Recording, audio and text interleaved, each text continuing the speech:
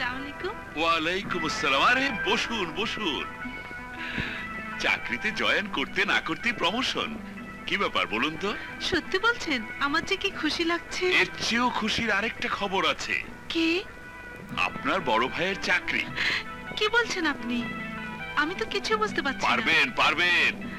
আপনার ভাই মির্জা সাহেব যখন এখানে জয়েন করবেন তখন সব বুঝতে পারবেন।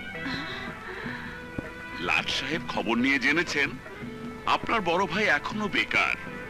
একজন শিক্ষিত মার্জিত ভদ্রলোকের বেকার হয়ে বসে থাকাটা লাট সাহেবের পছন্দ নয়, তাই তিনি চাকরির ব্যবস্থা করে দিয়েছেন। ফুপু, সোমা, রাবেয়া, আরে কোথায় গেলে? আমার চাকরি হয়ে গেছে।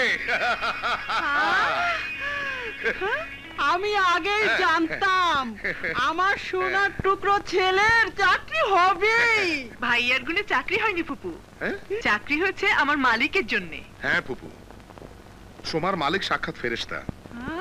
তিনি সোমাকে দিয়ে খবর পাঠিয়ে আমার চাকরিটা দিয়েছেন। মানুষের দয়ায় চাকরি করতে তোমার লজ্জা করে না?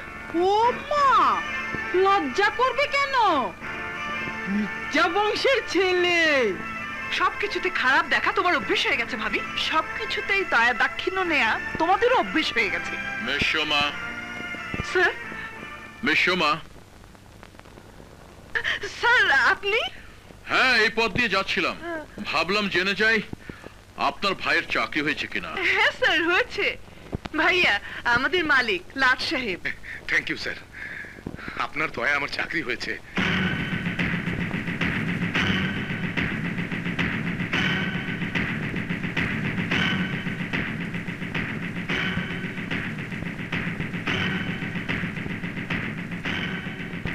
যাদের আমি দয়া করি তারা অনেক নিচু স্তরের হয়, তাদের সাথে আমি হাত মিলাই না।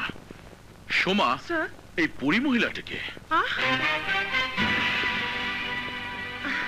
হায় আল্লাহ, আপনি কি বলছেন স্যার?